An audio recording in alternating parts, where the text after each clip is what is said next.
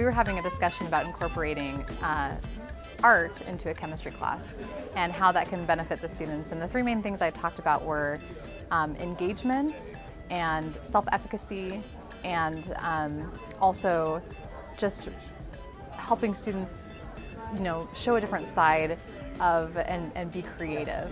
And so one of the things about incorporating art into a chemistry class is chemistry already has a lot of art in it. It's such an abstract science that we use a lot of visual descriptions to describe molecules and electrons and orbitals because we can't see them. And so what I've been doing is I'm asking my students to create some type of art. It doesn't have to be a drawing or a painting, but it could be a poem or a short story, just inspired by some concept in the class. My passion right now is infographics. And I got excited about infographics because I tend to rely on PowerPoints, and I rely on PowerPoints too much as a crutch. I also like to write, so I have found that my teaching and my content tends to be rather text heavy. So now we have text heavy and we have PowerPoints, and I'm thinking there's got to be something else, there's got to be something different. Enter infographics. And I pretty much teach online, so I'm always looking for ways to make my course more visually interesting, more visually appealing, and I thought, ooh, infographics. And as I mentioned earlier, I am trying to wean myself off of PowerPoint and big chunks of text. So I started playing with infographics and found that there's a lot of good free software out there that's web apps that I can use. They have great free templates, great free little icons that you can move in and out of your infographic. So I thought, oh, I can do this.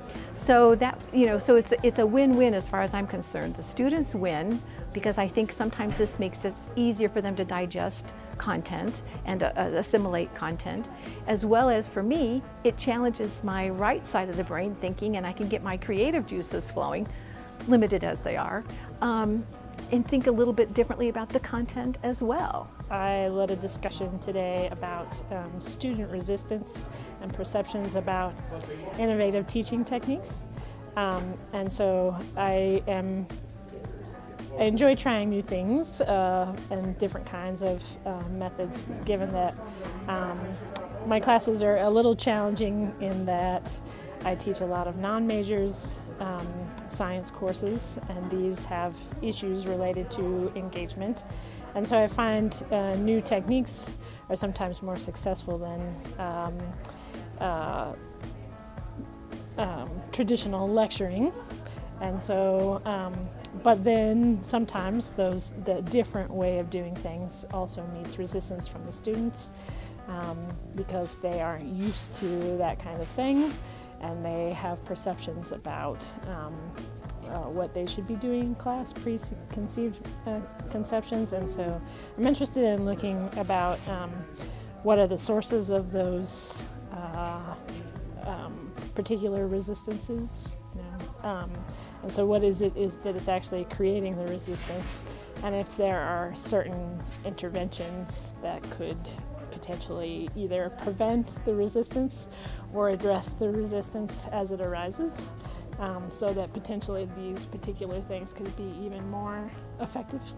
I was talking about teaching thinking skills, and I don't say critical thinking, I say thinking to incorporate both critical and creative thinking. The trick, of course, is to give students a lot of practice when they learn. You've got to practice. You're like a basketball coach. You're not just showing them how to shoot the basket. You're not just modeling.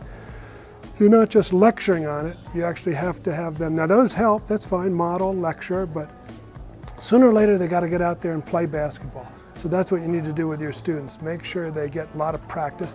And they also need feedback. You have to give them good feedback. So here's just one example. You have to have concrete exercises for them to work on. Here's just one extended example of what you could do to teach thinking skills. Suppose you have a topic such as prejudice within social psychology. You present the topic, say, okay, we're going to talk about prejudice. Have the students define prejudice. That's not so easy to do, and you can learn a lot by defining it. Once they work on defining it and they see if their definitions fit everyday examples of what they think prejudice are, you can present them with kind of academic definitions. Once you got definitions down, so they have an idea what we should mean by prejudice, have them think of explanations for it. What's the cause of prejudice?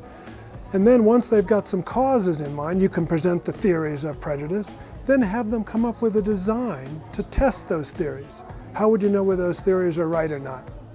Once they've come up with some designs, you can critique the designs. You can present the classic designs you've used. Once you've got some designs on the table, have them come up with predicting the results of those designs. Once they predict them, you can present them with the real results. Have them interpret the real results. Did they come out in favor of the theory or opposed to the theory? You can also have them do data analysis perhaps on their own. So those are some concrete things. You can fit those into just about any class.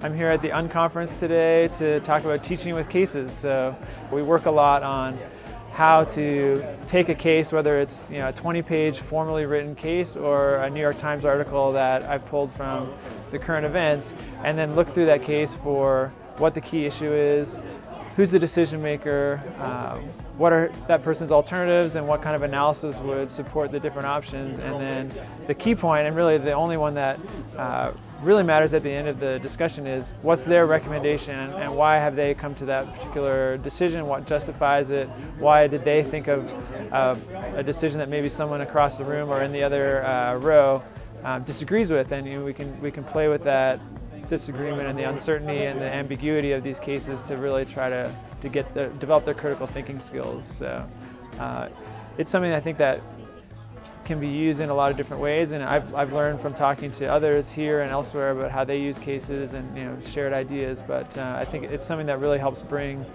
a concept from a textbook or an article to life, and really puts students more in the role of a decision maker in the middle of a real world situation, as opposed to a student reading a textbook about other people's decisions and just thinking about those more from the point of view of what's going to be on a test or an exam, as opposed to how do I do this myself, and what might I do next year when I'm in an interview or when I'm in my internship or my summer job or my full-time job. How will I deal with those situations that I come across that might be similar to something that we see in the course. So. I'm here today at the OTL Unconference to talk about demonstrating practitioner competence. And so in my mindset and what I was focused on was demonstrating competence for coaches. And our program is fully online. We use video throughout the quarter to demonstrate students' competence in proper exercise technique. And so, as you would expect from a coach or a strength coach, they need to know how to create an environment, to use cues, to constrain the environment, to give feedback and instruction, and demonstrate and model proper behavior. So, for example, in strength conditioning class, we might start with a relatively simple exercise, let's just say a bicep curl. And so how do I demonstrate practitioner competence? As a coach or a personal trainer or strength coach, I need to know that I start with how to hold the bar, where to grab the bar, where my body is positioned as I'm doing it, how to perform the exercise, how to breathe properly during the exercise, how to lower the weight safely. And so safety concerns, proper technique, joint position, body position, these are all considerations that the coach is thinking about. So in this case, demonstrating practitioner competence with a behavioral or a very technical skill like this is somewhat easy to assess, because it's a great alignment between the knowledge, the outcome of what you want with this behavior. So literally the coach has to demonstrate not just on themselves, but with somebody else. We have this really cool course that every undergraduate business student takes mostly during their freshman year, and it covers a little bit of pretty much everything they're going to cover for the rest of their 4 years here. And we were trying to figure out how to use hybrid technologies to make it sort of a better course for our students, and specifically so that we can make sure that we have the right people teaching the right subjects in a course that covers so many different subjects. And so what we set up was a Center of Excellence model where we have somebody from the accounting department do hybrid online lecture and other materials when it comes to the accounting week. And I'm in business information and analytics, and so I got to do a segment on big data. And people who are finance related talk about finance, and marketing related talk about marketing. And from our point of view, the cool part about this is that the the person who's passionate about the subject gets to be the person who presents to all the students, not just a few of them. And that helps make sure that each student has a similar experience in terms of what they learn about a particular topic, and to make sure that the person who's talking about is really excited about it, which makes a big deal. It's a big difference for the students, right? When you find somebody who's really excited about a subject, you can tell.